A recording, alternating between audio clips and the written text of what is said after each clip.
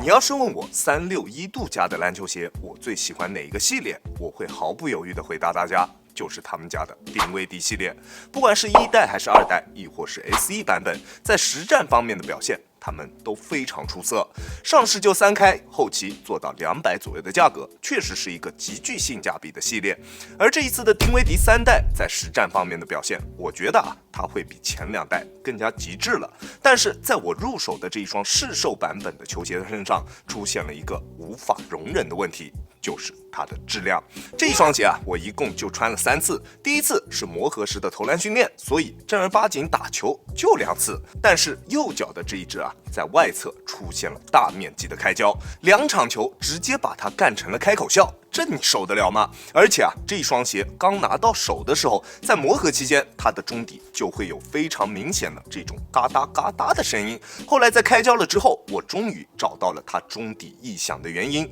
大家可以看到如果我把我的手指从这一个开胶的地方插进去，能直接伸到它的鞋身里面。它的中底部和中底之间，在前掌前端这一片区域，并没有胶水的覆盖。这应该也是为什么这一双鞋在这么短的一个时间里面就出现了开胶的最主要原因。而且2只脚好像都有这样的问题存在，只是我平时打球的习惯还是用右脚发力会更多一些，右脚确实会吃到更多的力，所以右脚也就比左脚更早的出现了开胶的情况。如果你已经买了 DVD3， 也有这种中底异响的情况存在，那我建议你在穿着实战的时候还是要小心一点，好吧？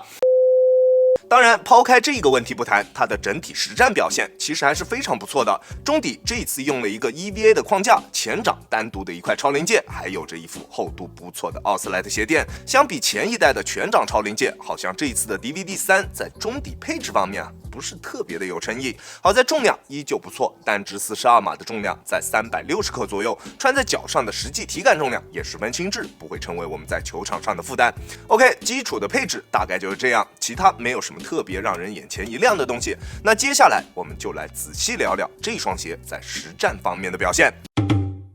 在抓地方面，它的整体表现只能算是中规中矩。这一双鞋很多关于丁威迪的个人元素也都放置在了它的大底纹路上面。在它的大底纹路上，你能看到非常多数字图案等等一系列的东西。在干净的室内场地上，它的抓地表现确实非常棒，指哪打哪，想停就停。但是在吸灰方面的表现并不是特别出色。在有灰尘的场地上，需要不断用手去擦鞋底，才能保证脚底下有够用的抓地力。而且大底的纹路偏细，深度也略微有那么一点点浅，要用来打外场还是会有些勉强。即使是室外的塑胶场地，我觉得也很难胜任。打外场的兄弟们，想要耐磨的兄弟们，这双鞋就不用去考虑了，好吧？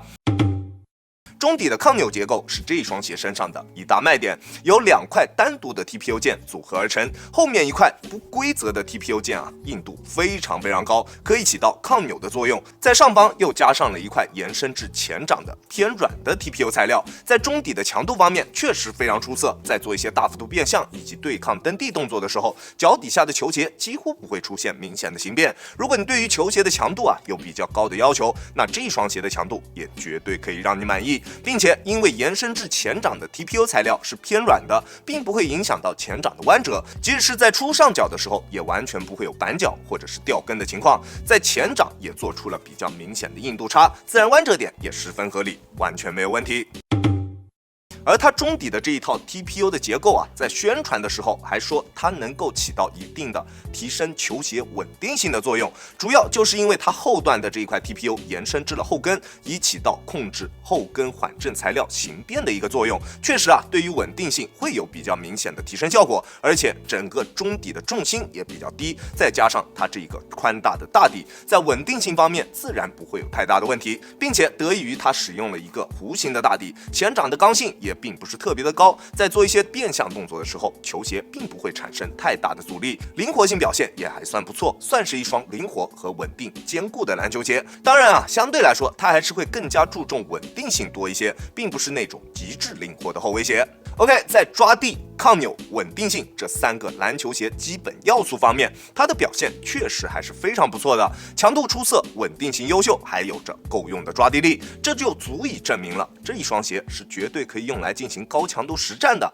当然，这是在没有质量问题的前提下，好吧？而在有着较高的一个实战下限的同时，这一双鞋在风格化的处理上，也是这3代当中相对比较极致的一个鞋款。在脚型适配方面，这一次的 DVD3 放弃了上一代身上我个人觉得稍微有那么一点点鸡肋的这个动态鞋带孔，确实它能够起到非常好的锁定效果，但是要把它调整到一个合适的松紧程度，确实不算容易。拉太紧就会导致双脚的血液不流通，穿着时间久了会出现双脚发麻发酸的情况，拉得松了又会失去它提升包裹锁定的初衷。而这一次这双 DVD3 虽然并没有使用任何的动态鞋带孔，但是它的整体包裹锁定完全没有任何问题，并且整体的穿着舒适度也非常棒，即使是在第一次穿的时候也完全不会有弯折点卡脚或者是鞋面磨脚之类的问题。而这一次这双 DVD3 代的鞋楦依旧没有什么太大的变化，对于宽脚并不算特别的友好，我会更加推荐正常脚型或者是窄脚的兄弟们去进行选择。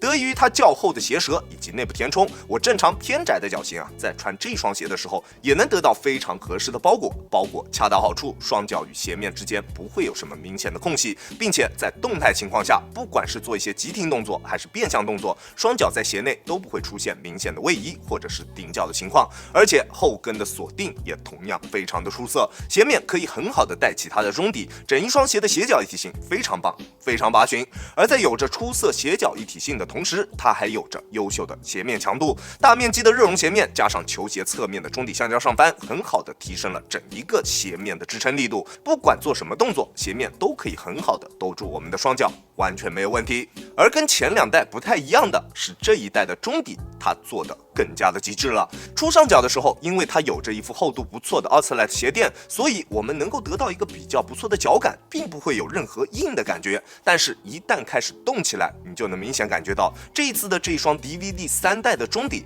不管是前掌还是后掌都会比较硬。后掌这一次没有了超临界的加持，再加上后跟用了一块硬度比较高的硬质板材，将中底的缓震材料给包裹了起来，自然就不可能会软，对吧？我180斤的体重，在单纯使用脚后跟着地的情况下，会有非常明显的震脚感出现，缓震极限是明显偏低的。如果你对于缓震有一定的要求，那它一定没有办法满足你。而它的前掌虽然有着一块面积不错的超临界加持，但是这一块超临界的密度明显是有一点点偏低的，而且厚度也明显偏薄。我在好几次发力蹬地的过程中，都能感觉到前掌被我给踩穿了，一下踩到了底。在正常跑动或者是运动的过程中，前掌确实会有不错的脚感和回馈，但是一旦我用比较大的力去蹬的时候，它前掌的这一块超临界就会明显不太够用。当然可能对于体重比较小、脚底下不是特别有力的球员来说是完全没有问题的，但是如果你跟我一样是比较追求第一步爆发突破的这一类型球员，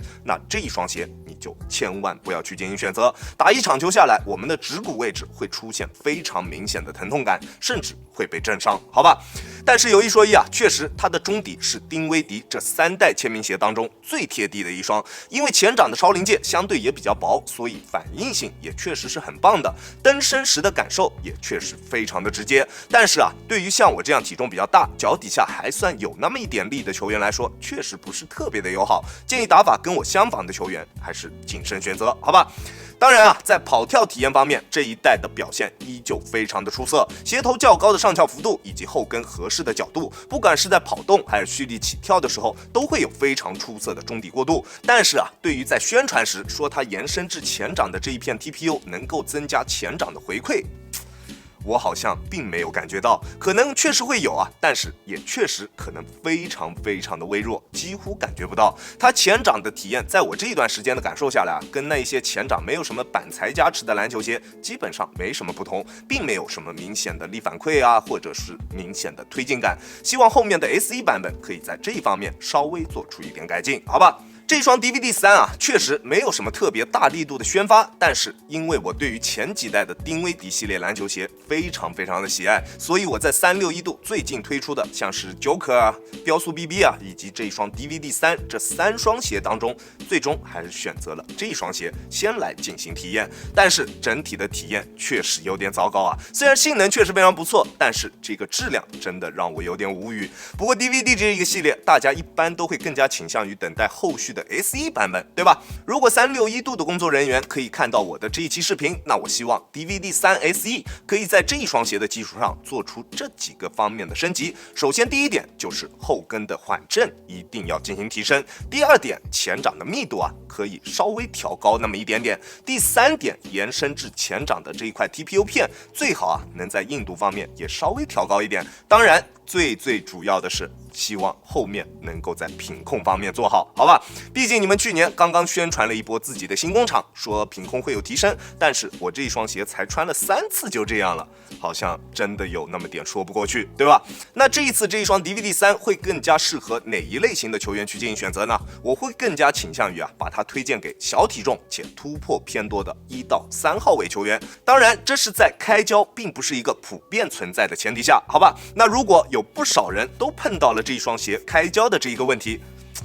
那可能这一次这一双 DVD3 啊，确实在做工方面是存在问题的，好吧 ？OK， 这就是本期视频的全部内容了。再次感谢大家观看本期的亚当球鞋。如果你觉得我的视频还有点意思，欢迎大家在各大平台搜索亚当球鞋找到我，记得要点击关注哦，这会对我有非常大的帮助。好了，那我们下期视频再见吧，大家有空来做 ，Peace。